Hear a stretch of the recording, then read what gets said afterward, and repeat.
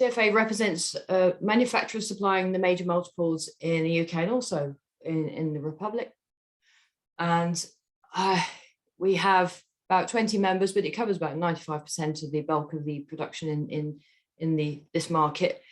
And we're talking about £13 billion worth of market of chilled prepared foods. We've been around for 30 or so years, and they're founded on establishing best practice throughout the chill chain, really focusing on manufacture as well. And we also deal with sustainability, skills, science, standards and regulations. So I'll kick off. So we'll if the thing starts moving. Right, so hit you with a load of stuff to start with. So the focus is, of course, on Listeria monocytogenes. So there are now about 26 species of Listeria have been discovered. The papers are coming out reasonably frequently, say one a year. And the last one had identified 5 new species. Listeria is an environmental organism, so it's out there in the soil and the water and so on. It's just naturally present, which is, of course, a challenge if you're taking food and turning it into something fancy and prepared and keeping it chilled and perhaps adding some protein to it and so on. So there are 26 species, and only Monocytogenes is legislated for, as that is proven to be pathogenic to humans. It is widespread in the environment, and up to 10% of healthy people probably working really in those sort of conditions out in the environment or with animals, for example, they would carry it without being symptomatic. There's a long incubation period for listeriosis, a disease caused by Listeria monocytogenes, or LM as I'll call it. And it's about 90 days, you used to say about 70 odd days, but it's 90 days before symptoms can appear, but most of it's within the first week or two. So that can make it really difficult to track outbreaks, and the very few outbreaks is more like sporadic cases. We haven't really had outbreaks. I'll note some going through and why they occurred. So the level of control is really quite good in the UK and Ireland. This is an organism of particular concern in chilled foods, or even should be in concern in some frozen foods, because it grows at refrigerated temperatures down to about -2, but probably really slowly then. But as the temperature increases, and in the absence of any other controls like pH or whatever, then the growth rate at 5 degrees is doubled if you go to 8. So twice as fast growth at 8 degrees than 5, and 3 times as fast at 10 degrees than 5. It shows the importance of really good refrigeration. There's a corollary of that is other organisms like the Salmonella and E. coli and so on, they would stop growing around about 6-7 degrees. So Listeria doesn't really have much sort of competition. There'll be some spoilage organisms, of course, that compete with it, but we don't really want food to spoil because that's waste as well. So we're talking about fridges will compete out other organisms, other pathogens, and Listeria will chug along quite nicely if it's present.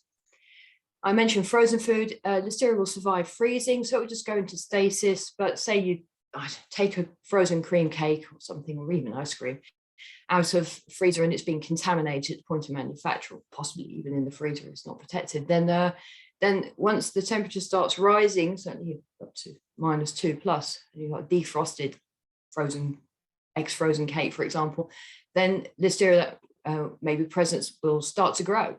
So you have to consider it too from that perspective. It's also very heat resistant. We normally say it's the most heat resistant vegetative pathogen. So it's a non-spore forming pathogen. 70 for 2 gives a 6 log or nearly 7 log reduction, theoretical reduction. It grows in low oxygen environments, doesn't care whether you vacuum pack it or not. There's no such thing as sucking the bugs out with a vacuum packing machine.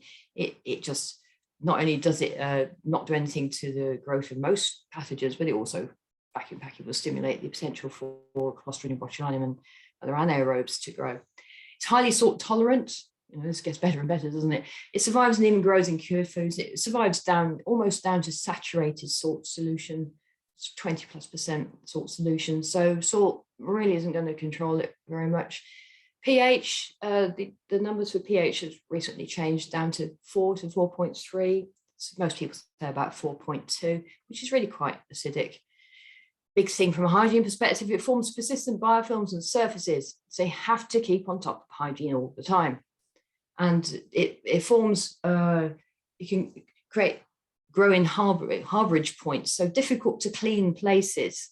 So right inside the guts of a machine, where perhaps there's still some debris, food debris can get in, nice bit of protein, which Listeria loves. And you have to really take things apart to deal with it properly. The reservoir of contamination at harborage points and biofilm can actually break off and spread around the factory and contaminate food. So it's really important to deal with the hygiene, and must be hygiene schedules that are rigorously enforced to manage it, and environmental sampling to check that it's been done properly.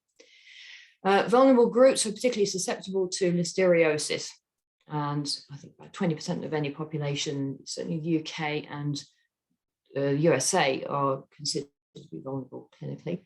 Transmission is mainly from infected food and the environment, and mother to fetus as well, which is particularly tragic. It's the main cause of death from foodborne illness in Europe, but not the UK. I don't know about Ireland because the figures aren't really out, but your rates of listeriosis are relatively low as well. So the main transmission route into humans is through contaminated foodstuffs. So we're all responsible for making sure it's controlled. So the disease itself, quite nasty. We're not talking about a bit of D&V. The picture on the right, it shows the sort of thing you can get. So this is basically sepsis on the brain. This is an abscess on the brain that can cause this sort of thing. And because a baby's born with listeriosis, which manifests as a skin condition, they can survive or die. There's a lot of spontaneous abortion as well. Death rates are high, hospitalizations and hospitalization rates are really high. People can get a mild flu-like variant of the illness, but unfortunately the more serious one is more prevalent according to figures. And the Listeria monocytogenes strain infectivity rate is variable. So some strains are more infectious than others. And I've seen that there can be a 5-fold difference in infectivity between strains, but we're just looking for Listeria species in the industry. We don't want any of them because they're an indicator of environmental contamination. I mentioned long incubation period as well. So we can see this is not your usual food poisoning. It isn't your usual food poisoning. And this is quite a serious disease, and it affects many people, age groups, for example. So the vulnerable groups, just say there's about 20% of the population in the UK and USA identified in groups. So food poisoning is determined by what you eat, and a lot of that is cultural. So when you look at these main groups that are foods of particular high risk, they have certain things in common. Like quite a bit of protein knocking around, or it's raw and you've got the environment on it from the field. So if you can start to marry up fish, smoked fish, put shellfish pate, you can see which countries would eat most of that. I'm Finnish as well as British. So my lot smoked fish and all the raw fish, the gravad lax and the rest of it, it's all over the place. And so is Listeria in the population in Finland. If you go across to the cooked sliced meats and pâtés de cuir meats, you can see that might be more prevalent in charcuterie-driven countries where people eat a lot of that. And of course we do here as well, but it's much more mixed. And pasteurized and unpasteurized cheeses, mainly unpasteurized cheeses that haven't been made properly. And I refer everybody to the specialist cheesemakers code of practice to find out how to do it properly, how to get the pH to drop rapidly enough to knock out the organisms of concern. Then you can imagine what countries are eating those sorts of cheeses. And then prepared foods containing any of those, and some raw stuff, as I said, coming in from the field. We can see melon is mentioned there, but really, if you roll any fruit or vegetable, even that's not going to be cooked, in dirt and then cut it, you're going to push the organisms inside. And certainly melon is high pH and doesn't really control any growth. So that came from one particular incident where 30-odd people were killed by melon and listeriosis in the USA. So the high-risk stuff is chilled because it suppresses the growth of other organisms except for LM, and food that's able to support the growth of LM, presence of amino acids or proteinaceous stuff in particular, and then food that's ready to eat. Interesting thing with leaf, you may rarely, all the way through our supply chain and in the chilled food sector supplying members, we have data on members' performance, which I'll show you. We can see that there's very low prevalence in Listeria, say, on leaf, but as soon as you put something that's basically not growing or hasn't got anything to live on, because nothing can live on a leaf apart from a rabbit, and as soon as you put it in touch with protein, then you give it the food source and it will start to grow. So these things need to be considered too. So quite a lot of foods of particular risk and needs to be controlled. I won't go through this in detail, you'll have the slides, but this reiterates what was on the first proper slide, as it were. So it likes lower temperatures, doesn't mind. Survival is important because, like I say, if you put it in contact with something that gives it a growth medium or sort of amino acids it needs, it will start to grow, particularly if the temperature picks up a bit. And the upper limit for growth is 45 degrees and it survives in the freezer. So that's, I think, all I want to say about that. And I put the source of the data on the bottom. So when you look at morbidity and mortality, I think a number of us here might be looking forward to December, second week of December, when EFSA and ECDC publish their annual data, the zoonoses data. So we'll see what it said for 2020, hopefully soon. Here I've just compared the top 5 causes of foodborne illness around the EU and the proportion hospitalised. You can see that the proportion hospitalised is 90% for listeriosis. So these are quite serious and probably the septicemia and meningitis type of end of it rather than the flu-like symptoms. 20 member states, this is member states of the information sharing thing, not just the EU. So there's 30 odd countries, got Iceland, Norway, etc. in there. The deaths, 300 deaths reported for listeriosis around the EU. There was about 26 in the UK in those figures I showed you.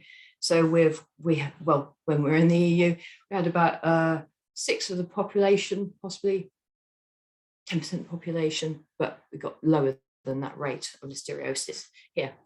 So the case fatality rate, all I've done in the last column, which is the only bit that's my data, is say what's the ratio of the case fatality rate for listeriosis versus CAMPI, for example. And you can see that 5,867 times more likely to die of listeriosis than you are of campylobacteriosis.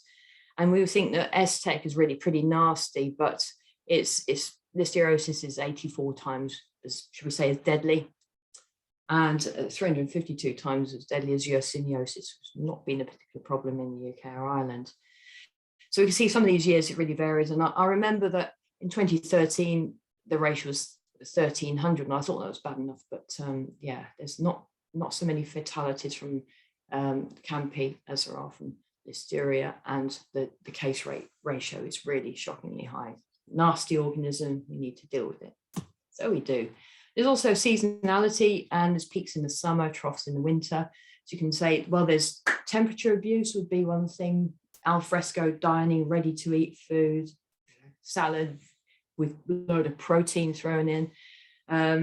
So there's a seasonality there, which is mirrored around the world. So when you think about ready to eat food, so it's not going to have anything done to it to make it edible. It's just eat it straight out of the packet. Then this isn't an easy thing to do. I used to get phone calls from people saying, I make great sandwiches and I want to sell them. And thankfully those have stopped recently, although still going on, no doubt, especially with dark kitchens and all the rest of it. So ready to eat food is about as tricky as you can get to do it right, particularly if it's going to be not preserved like chill. So we have to design a safe product. And we need to make sure that, say you're making a sandwich, that your suppliers are enforcing the same standards that you would be as the assembler of the sandwich. It's not the bread that's going to really do stuff to you, although things can occur with survival in Listeria there. But it's the fillings, it's the proteinaceous stuff, all that stuff on the high risk foods list that I gave you. So a high risk food is defined as a food that's ready to eat and supports the growth of pathogens. So that's really what we're talking about largely. So we have supplier quality assurance and audits on the raw materials to make sure they are being produced as hygienically as the final assembler and members would do. Appropriate controls must be in place to minimize potential for contamination by zoonotic organisms. So zoonotic organism comes from an animal ultimately. And we have standards guidance for how to grow fresh produce for ready-to-eat food, which is available on our website, and also best practice guidance for production of chill food. There's sort of work in progress revision of that going on there. Compliance with all these standards whoever you are is required to get into the association evidence of compliance as well. So we have high care and high risk areas, and this is well established for over 30 years. So high care area is where there's ready to eat food and it's got some raw components in, so it's not had 70 for 2 processed minimum. And the high risk area is where it's fully cooked or 70 for 2 at least processed. And these are segregated areas, separate staff, equipment, utensils. They're separate from the raw material intake and the final product output, and separate from any produce washing operation as well. So the idea of these is to prevent real cross-contamination. And the law says, 2073-2005 says you must sample for Listeria mono for hazard verification and monitoring, and you can composite your data across lots. For ready-to-eat foods and foods that used to be called parnuts, like food for infants and special diets, you need to also do other stuff with Listeria as an indicator of being acceptable. In our industry, we're looking for Listeria species and then you speciate if you find a positive and identify what it was. And species are treated as seriously as mono, really are attacked. Everything requires chasing down because you have to deal with not making people ill. Especially if you've got somebody else's name on the label, like a major retailer. And there's a lot of commercial enforcement standards in this sector because of that. And there's a good thing for food safety. Specified thermal processes are set out in various guidelines, mainly our guidance as well. 70 for 2 gives you up to 10 days shelf life under chill, and 90 for 10 gives you much longer. And we also have an intermediate heat process option, which is called sustainable shelf life extension, which is just for members or licensees. And that gives you a different shelf life and milder heat treatment. Limited shelf life has, and it by definition for chilled foods, and it's set appropriately. This is to ensure the peak quality and minimize opportunity for microgrowth. And we're talking sort of 7 to 10 days tops for chilled food, or 2 to 4 days for a sandwich. And you can find sandwiches going out for 2 or even 3 weeks, I've heard of, especially in the USA. I saw one which had 23 days to go when I met it. And it had been there for some time in a display cabinet, but it had every additive known to man, and looked like it was MAP packed. So high technology sandwich. But the thing is, if nobody wants to eat your sandwich in 2 to 4 days, they don't want to eat your sandwich, do they? Other things, post-manufacture, chilled distribution, sale and storage to minimize potential for microbial growth. And we're looking at no more than 5 to dispatch and distribute to the retailers, the major retailers.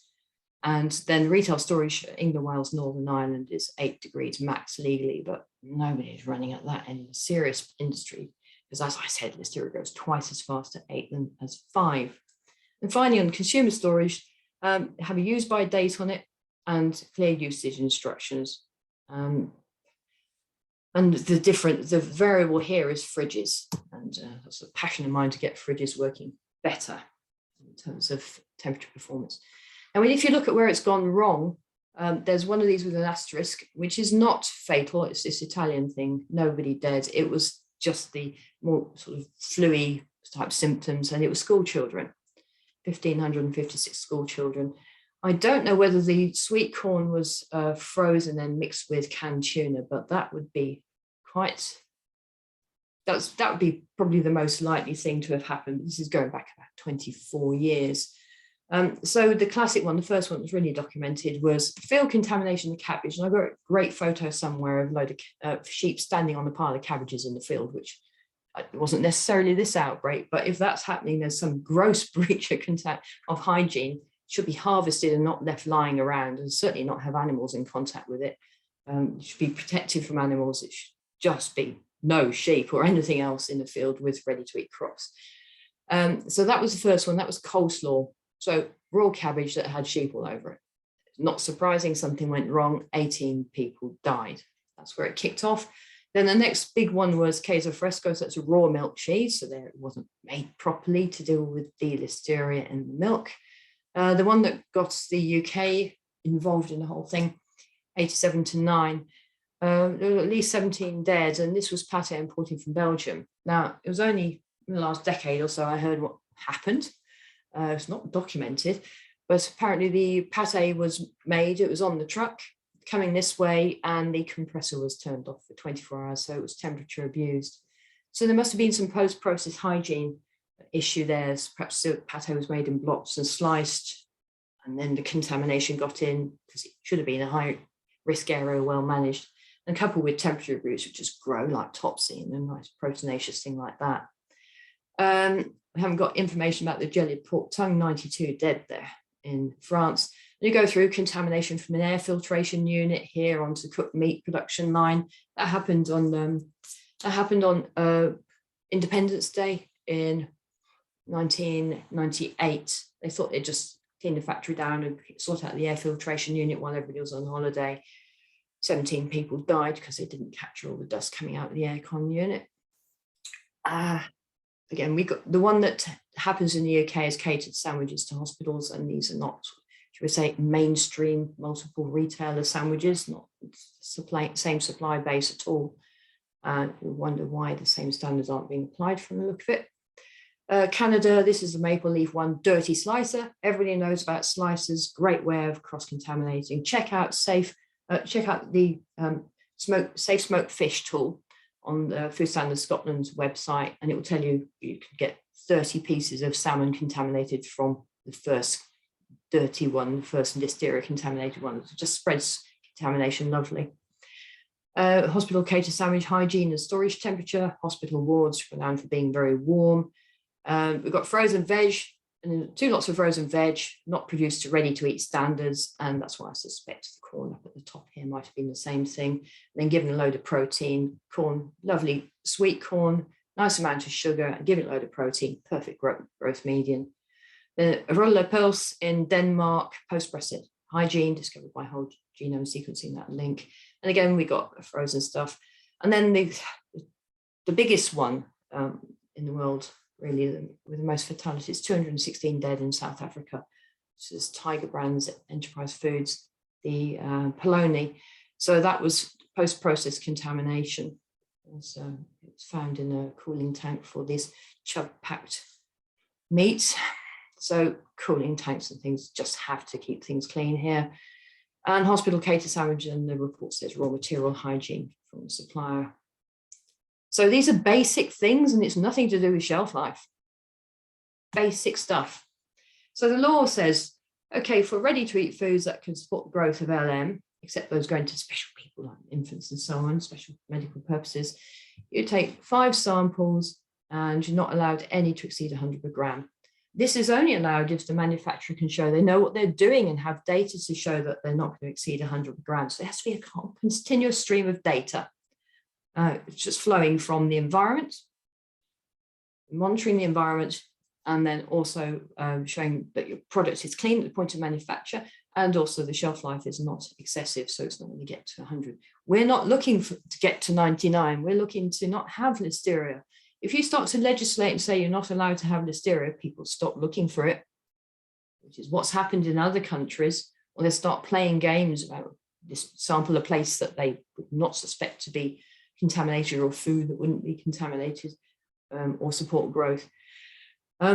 So that's what the law says, 100 per gram, if you know what you're doing and you can prove it. And that applies throughout shelf life products on the market.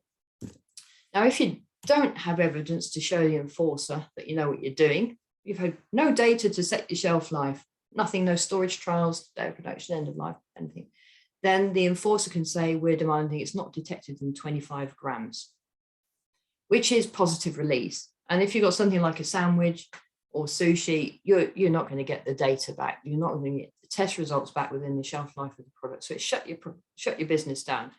But you should have been gathering data to start with. So this applies. This is current legislation before the food has left the immediate control of the FBO who's produced it. So it's at the point of manufacture, it's positive release. This is really clear to me. Well, I was involved I was in the room when this was being arranged, but this is really clear. It applies at the point of production. And there's a bit of fuzziness come on because some countries have not enforced it in that way. And they're sort of confused about where it applies, and perhaps it's throughout shelf life. It doesn't say that before the food has left the immediate control. It doesn't say that at all. So we've got some strange enforcement, and we've also got quite a lot of lack of commercial enforcement and lack of sufficient resourcing being put into the environmental monitoring, which I'm absolutely passionate about, because even if you challenge test your food and everything looks all right under expected storage, it doesn't mean it's going to be okay if it's produced in a filthy factory. It really doesn't. It's got no relevance at all to the final product. So the main thing is the clean factory and the standards, the SQA, and all the raw materials coming in. So that's what the law says. Which criterion? I've just tracked down this. It's just a simple decision tree. Is a product ready to eat? Yes. If it isn't, there's nothing that applies. So a ready meal that's ready to reheat, there's no specific legal criterion. Doesn't mean it should be crawling in listeria though and leave it to the consumer to microwave or whatever. That's not the intention. This food has to be safe, remember. And instructions need to be provided to ensure that as well.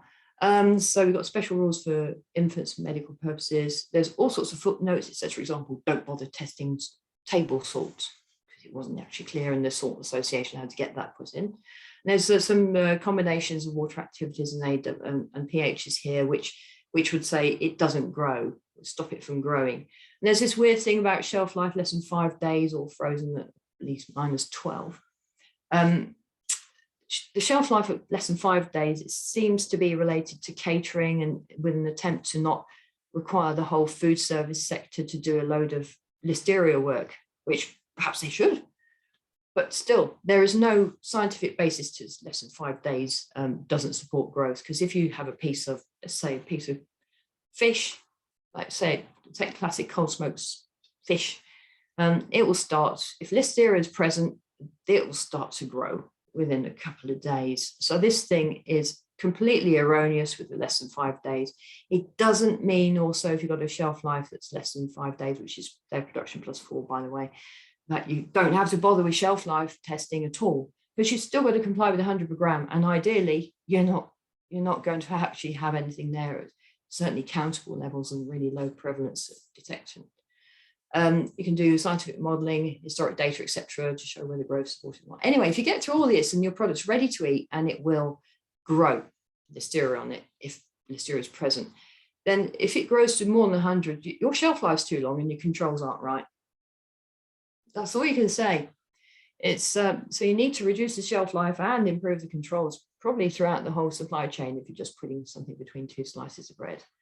If you've got a product that can support the growth of LM and you're not finding growth, certainly up to 100, then shelf life is appropriate.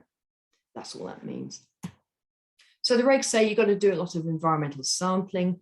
FBO is manufacturing ready-to-eat foods, which may pose LM risk. Shall sample processing areas and equipment for LM. And like I said, we do species because the LM prevalence is so low, you've got tens or possibly 100 swabs before you find it. So that's what good looks like. You need to trend your sampling data and act on it. Take appropriate actions without undue delay to remedy.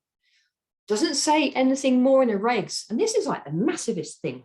The biggest thing that you can do about food safety with these things is make it in a clean premises and ensure your hygiene is well managed. But that's all we get.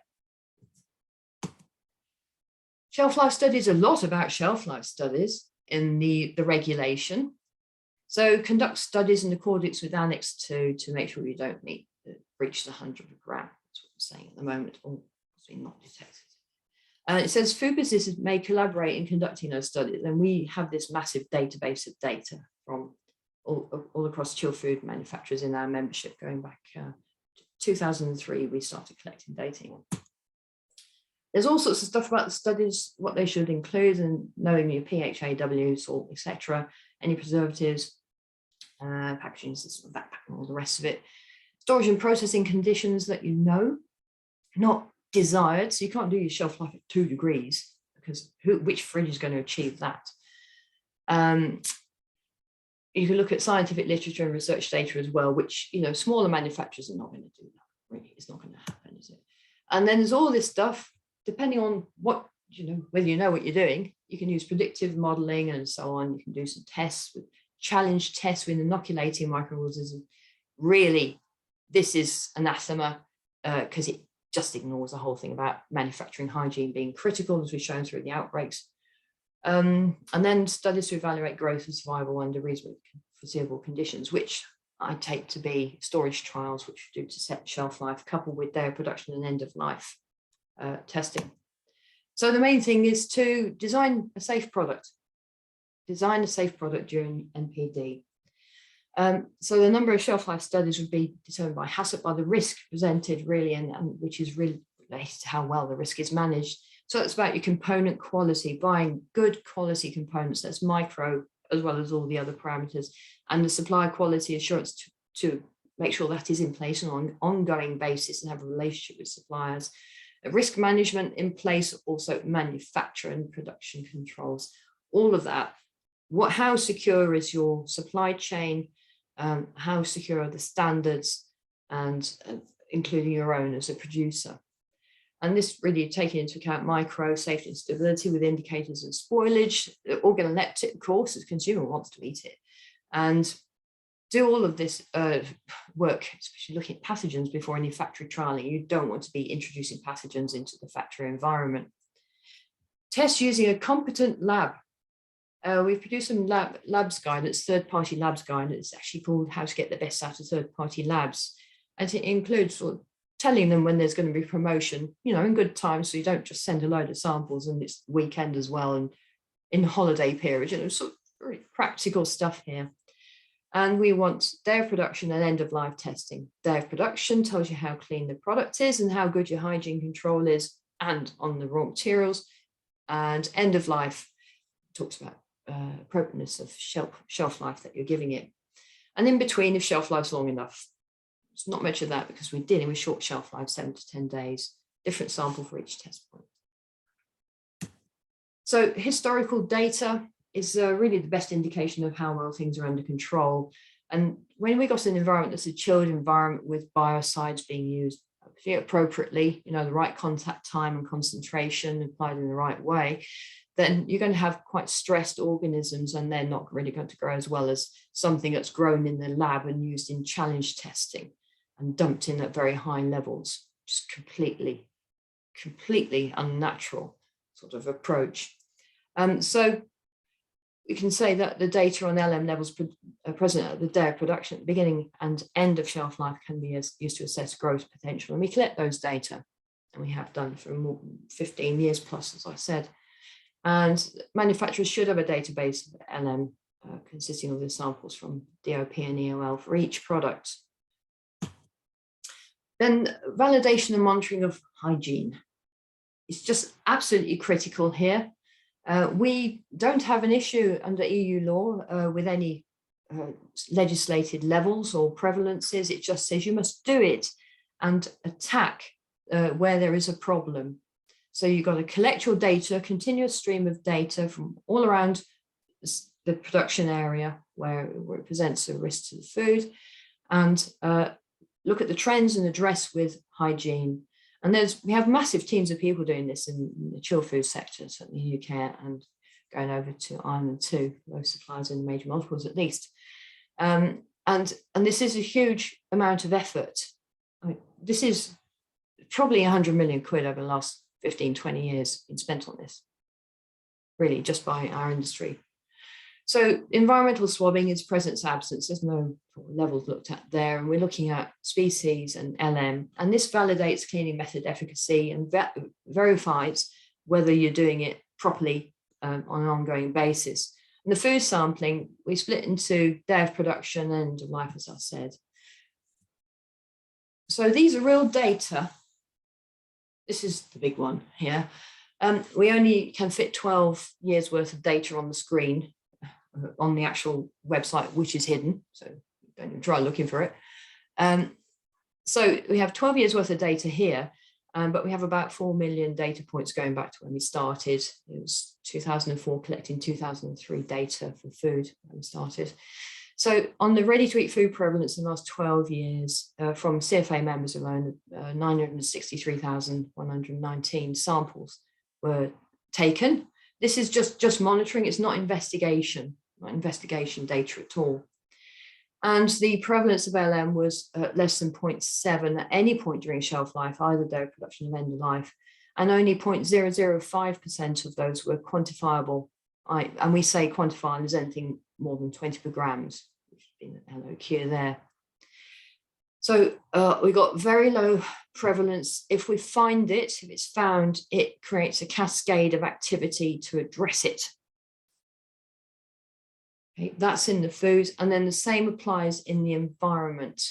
And there in the production environment over the last 12 years, there's 1,712,298 samples. And we split it into food contact and non-food contact, and also during production and post-hygiene for each. We have multiple graphs available to members here. If you contribute data as a member, you can see other data, members' other data, consolidated data set, not individual sites company. So on food contact surface, we're talking about 0.3 or so percent swabs are positive. So that means taking 333 swabs before you find LM on the food contact surface. That's from 832,000 or so samples. So that's what good looks like. Non-food contact surfaces like the drains and floors, for example, are running about 2.2% LM. This is over the 12 years, the average over the 12 years, and that's from 880,000 samples. That's combined day of production, end of life. So you're going to have to take about 50 swabs to find LM in a well-managed factory. So if you're an enforcer turning up with 3 swabs, it's not going to tell you anything. Unless, of course, all 3 are positive, in which case you've got 100% prevalence, which is just radically bad. And I have had that with an EHO ring up saying we got 8 positives, and I thought they'd been taking 1,000 swabs or something, when they said they took 8 swabs. So that's chaos from a hygiene front.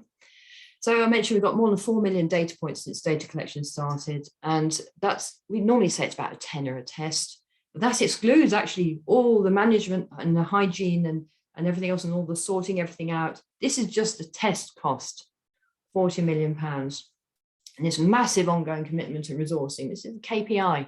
It's a KPI for the industry, and it should be in every ready-to-eat chilled business as well. Then we got the thing about how do we compare with other countries? And this is, I normally call this where not to go on holiday slide, but it's really what food is being eaten. As I said about the high-risk foods, what people eat is cultural, and it's different in each country, and therefore the pattern of food poisoning will be slightly different. So we've got here the year, these are ECDC and EFSA, the year, the cases, and the case rate per 100,000, which we're now all familiar with because of COVID. There's the European mean. It's not just EU, it's wider than that. It's got other countries like Iceland, etc. in. And this goes up to 2019, when the UK was still a member of the EU. So I suppose we'll still be considered it for 2020 as well. Last set of data with us in the EU. So European rate is about 0.45 to 0.48. So it's about that. This is really important because that's gone up 50% since 2008. That's gone up massively. The countries with reds, they're above the mean, and the countries below in the green background are below. The case rate is really correct for population. So we can see we've got Spain. Oh, lots of Nordics with Spain and Nordics. So lots of tapas and a whole stack of fish and charcuterie. And there's quite a lot of cheesy stuff going on as well in Switzerland, Liechtenstein, and France too. Normally when I show this slide, I say to people when I'm training, so which country do you think is worse? Hey, France. No, it's not necessarily. But you've got to think about what supports the growth of Listeria and what culturally are people consuming. In the UK, we're below the rates, European rates, significantly. And so far over the years, consistently below the rates, and so is Ireland. Sort of swap places now and then, quite close here, 0.24 cases to 100,000, and 0.29 in Ireland, 0.28 in Ireland, 0.31 UK. But we've actually dropped, we're below the USA rate of listeriosis, and Listeria is banned by the USA, but it doesn't necessarily know Listeria knows it's being banned, and it just stops people from doing testing. Because if they find it, they're in deep trouble. So it's well controlled in UK, Ireland, not being complacent, because it'd been great to have no cases at all. But whether that's possible, I don't know, because it isn't just food produced by the industry that people are eating. That can be an issue here. So where we are, so the epidemiological data from the EU shows that we're doing well in the UK and Ireland. Okay, now in 2008, it was agreed at Codex level, and there's another one where I was there as well. Got Campylobacter from the Guatemala hotel though, so that's another memorable thing. So EU reg saying 100 per gram was out in 2005. So there was a very busy patch before the 2008 Codex meeting. There's been 20 years of discussion trying to say what should be the international approach on Listeria, and the USA had 0 tolerance, and the EU came up with 100 per gram, which is supported by the WHO, by the way, because WHO had calculated to get rid of the cases of, get rid of the presence of more than 10 to the 3.5, you'll get rid of 99 or whatever % of cases. You know, it's a higher quantities of Listeria that really cause the problems. But anyway, so it came out that both the EU's 100 per gram and the US 0 tolerance approach provide an acceptable level of consumer protection. But the European mean case rate was about 0.3 per 100,000, as was the USA. And like I said, it's gone up 50% or so since then. So something's been going off the rails. But we can see that the UK and Ireland's leading industry producers and the hygiene overall and shelf life and micro rules are affected because the epidemiology says so. And that epidemiology says carry on doing best practice, because you've got all the commercial enforcement and the resourcing going on, protecting consumers. It's not really happening elsewhere in Europe from the look of the data. Then I did a little study that if you take the case rate per 100,000, Europe including the UK, you see it's here is 0.3, 37, 33, 4s, 5, 0.46, 48, 44, 46, sort of stay around 46, 47 up to 2019. And the UK rate's significantly lower, half the rate there. But if you take that, this European includes the UK, and if you take the UK out of the European, because it brings it down by 10% our figures, then you find that we are a significantly better performer and need to keep it there, keep it improving. So we can see that what we're doing works and it's effective, and people aren't afraid to look for Listeria, and they're determined to get it. If they find it, they will tackle it. And that's what the culture is, and that's what the retailers have achieved by pushing the industry, and we're sort of pushing towards that aim. So we can see dairy production, end-of-life sampling, trending analysis work as a means of demonstrating control and shelf life appropriateness, and the hygiene approach and tackling it, and the environmental swabbing works. How on earth do you know how you're doing otherwise? I put together this diagram, really not to talk through, but show how do we get to where we are. So pre-2005, the pre-EU regs. So when that was agreed, and all the guidance that we pushed out on how to deal with it with the FSA over here as well. Then there's European Reference Lab guidance. That was interesting. I was at the meeting there in Brussels where the European Reference Lab, which is in Paris, that's for Listeria Reference Lab, was briefed to write a document for labs about their production end-of-life data use. So they turned up with a document that was all about challenge testing, but there was no time for it to be revised in time for the December 2008 Codex meeting. So it was just put in the pot. And the thing still lives. The thing still lives. It's now in its 4th edition. It just talks about challenge testing, completely ignores environmental hygiene, massive way of spending money and giving money to labs without actually doing something constructive. That's my view. So we've got Codex, I've already mentioned that. And in the years after Codex, we've got inconsistent implementation. That's by FBOs not resourcing properly. We've got inconsistent commercial enforcement as well, because we don't, their own label pressure from the retailers is not a common thing around the continent. And we've got European listeriosis rates rising, different member states and competent authorities' interpretations of 1.2b when this 0 tolerance applies at what point.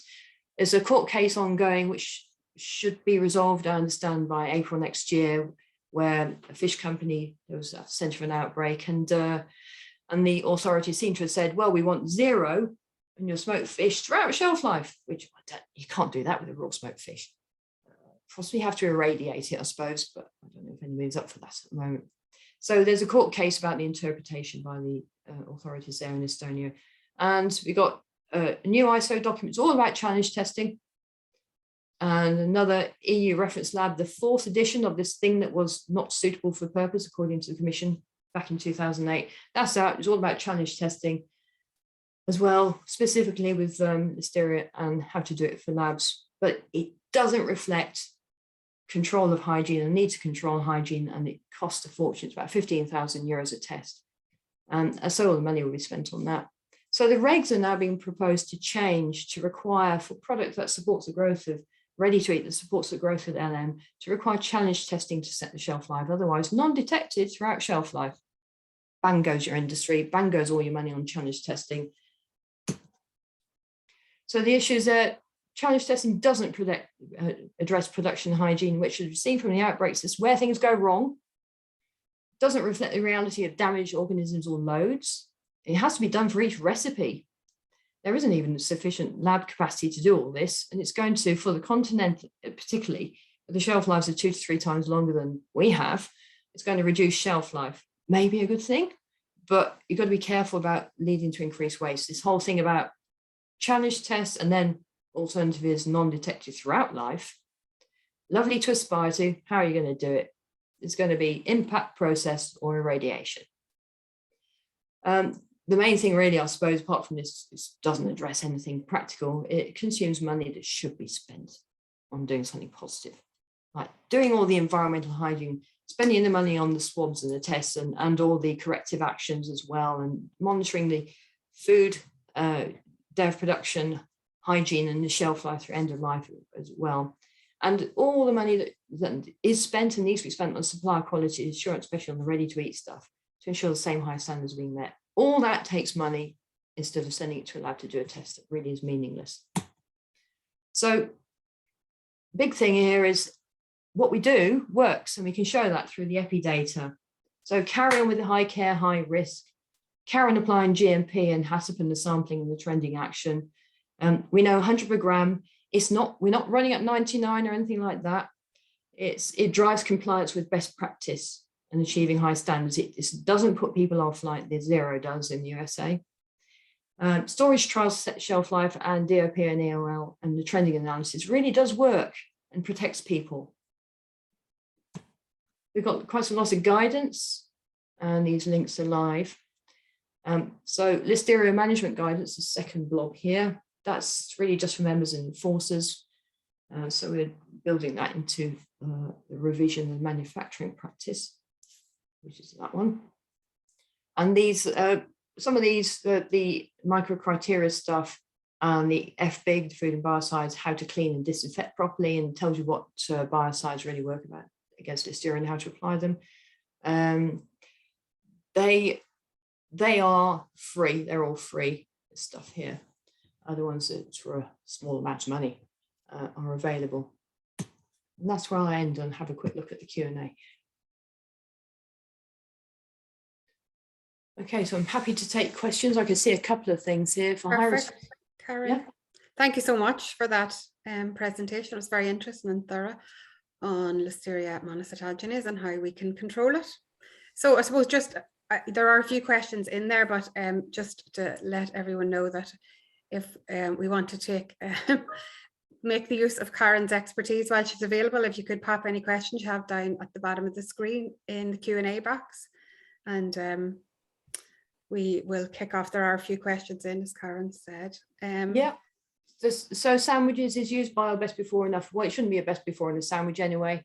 Yeah. So yeah, someone's wondering, yeah, for high risk foods such as sandwiches, do you think use by date or best before dates are sufficient? Yeah, I assume it has to be a use by date. It has to be a use by date, unless you get a pasteurized sandwich or something, which isn't really a sandwich, turned it into a cheese toasty or something. But yes, it's a use by date. And use by is a command, so I don't understand what the issue is with consumers not understanding.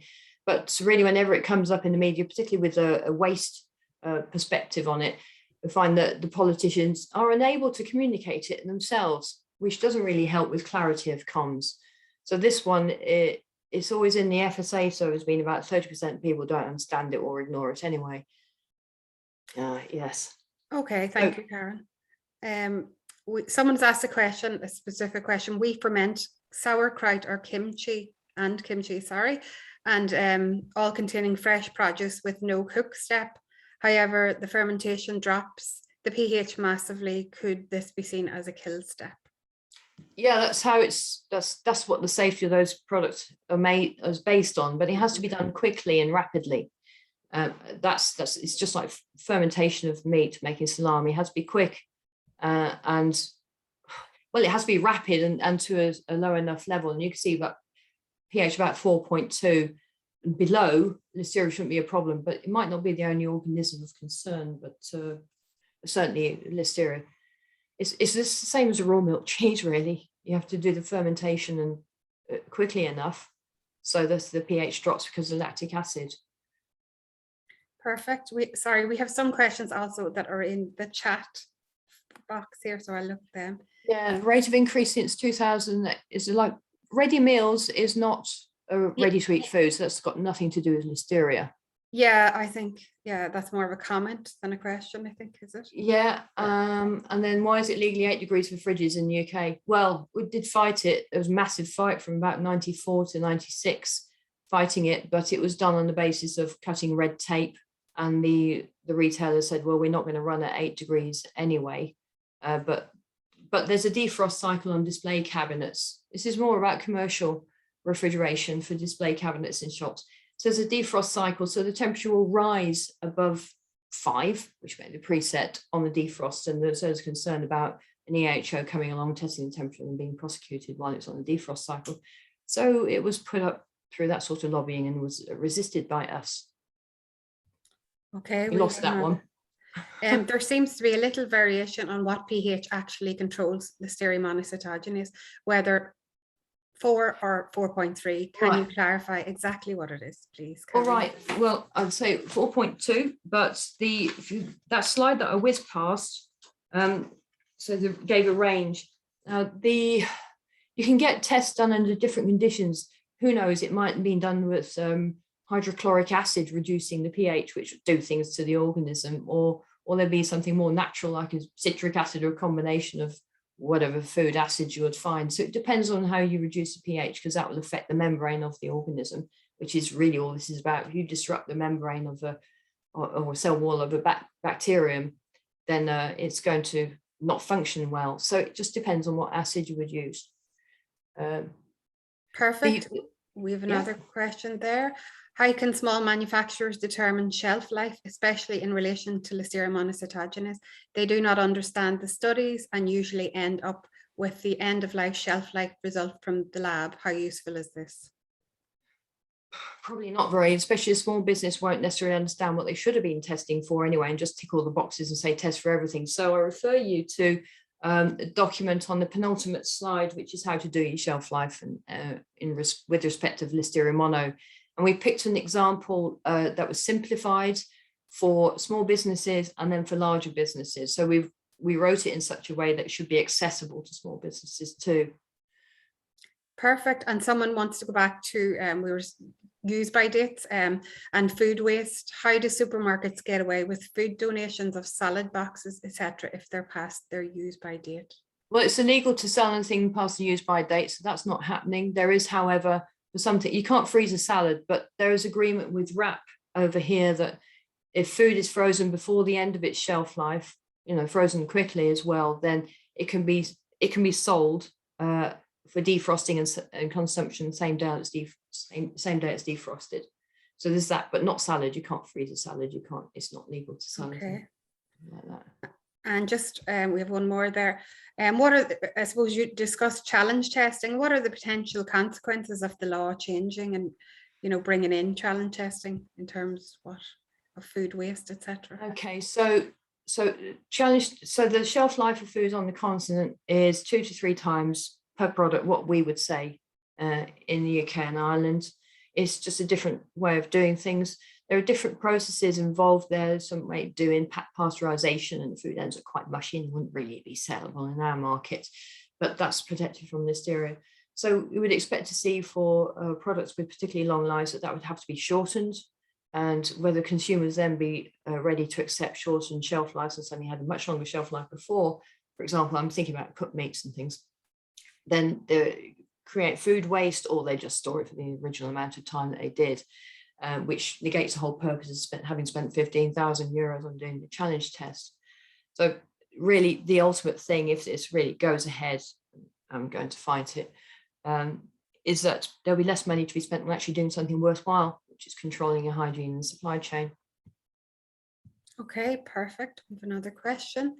We will always be using, will we always be using 2073-2005, even though we have left the EU? So I assume this is someone who's within the UK, or can we see laws getting watered down, especially due to low cases in the UK?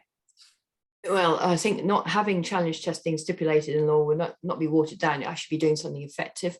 So this is the question, the big question. England and Wales really have that question to answer, and I'm trying to get to the bottom of it with the government. What you're going to possibly do if this does go ahead? How would you respond? Don't know yet. Scotland has apparently a policy of adopting de facto EU law straight into its own onto its own law books. So that would be an issue. I can't see how the salmon industry would cope with that at all, to be honest. So there's Scotland then would do a separate thing. So how do we trade England, Wales, Scotland together? Then Northern Ireland is working under the Northern Ireland Protocol, so it's compliant with EU law. So how on earth do we deal with that as well? So these are all unanswered questions. But the bottom line is, if you're spending money on a load of testing that is meaningless, then you shouldn't have to do it. Okay, and we have one more question just come in. How can smaller businesses without technical knowledge determine the properties of the food products, for example, the salt content, the pH, to know if their product or if their food or product supports the growth of Listeria monocytogenes? Is this just an analysis result from a lab? Well, you can get, so public health labs, certainly over here. Oh, safefood would like to. Okay, so public health labs over here. So if an enforcer comes along and wants to do a micro screen, they can just get the water activity pH done for free as part of the screening. They just say, I want this done. pH meter is really quite cheap. Water activity meter about £5,000 from what I've seen, so it's quite pricey. But you can, if you know how much salt you've put in, inherent amount of salt, which means like going to some reference like McCants and Widdowson, perhaps like that with components, a little bit tricky. Then you can actually use Combase, which is predictive microbiology thing. And there's a little box on there, you can say % salt, and it translates that into water activity. It doesn't take account of presence of sugar or any other solutes that might reduce water activity. It's a straight calculation from AW and salt, from salt. And there is an equation for the whole thing if you fancy working it out from percentage salt that you know you've got present from what you've added. Okay, thanks, Karin. Just one more has popped in there, so I'd say this will be the last one. Well, I don't know, it's more product recall query, e.g. sandwiches with a 3-day shelf life. I'm not sure. Listeria result taken through. Oh yeah, well that's it. Yeah, so the Listeria result won't come back within the shelf life of the food. So the thing to do, it's not really, you have to therefore have all your data about how clean your premises is and how well your supplier of the sandwich filling, meat, fish, dairy, whatever it is performing, and how they've got their Listeria under control. So it's part of this continuous chain of data coming out from your suppliers and yourself as the manufacturer making the sandwich, because I'm assuming the sandwich manufacturer is not cooking the meat and slicing it on the premises and doing the whole thing. So you can't get the result back with standard lab methods within the shelf life of short shelf life food. So you have to be managing on a constant basis and have the data to show it, and then react to any blips and trends. Okay, got 4 things in the chat. That's it. Combase. There is one, there's 2 more questions, one from Emily regarding Combase, and the second one, do you see any merit to challenge testing regarding development of novel products? So I think after that, we definitely have to call it a day. Right, yeah, I did go on a bit. So Combase, I think it's Combase, you put that, there you go, thank you very much. Thank you, Conrad. So this is Combase and it's free. You create an account, I've never had a spam from it in 20 odd years. And you put in your pH or your water activity or % salt and choose your organism, the storage temperature, and it draws you a graph of how quickly you start. the input data in terms of how many bugs you have, because you have to put, it's got some organisms in there of whatever sort you're looking at, that has to be in logs. I normally say, because we're dealing with less than 10, so that's per gram. So I normally say put in about 0.3 log, which reflects more like the levels that we're finding, and then see how quickly it grows. Of course, if you've got real data about how many bacteria are there, how many Listeria are there, you put that in, but remember it's in logs. And then the other question sort of disappeared. That it was a thank you. It was a thank you from one of our attendees. Oh, okay. Yeah. Right. Okay. Okay. So suppose we will thank you very much, Karin, for giving us a really good presentation and overview. Brilliant presentation Today, and answering all our questions. Thank you. We got loads of questions. And there is one. I'll just say there's one about Okay. any merit to challenge test regarding Yes. development of novel products. I say yes, there is, but not necessarily in standard shelf life or chilled prepared foods. You should really be understanding PHAW if you're going into designing products and all the rest of it. Yeah, it might be something that I haven't even heard of or thought of that AC is talking about here. Sorry about that. Oh, fine. And I suppose just to say, if anyone listening hasn't joined our knowledge network yet, you can do so at safefoodkn.net, and that'll keep you up to date on all our resources and our upcoming events. And we'll also be sending out an email shortly with the recording of this webinar and an evaluation form. So we'd really appreciate it if you could take a few minutes to fill out the evaluation form for us. And that is all from me, Tracy.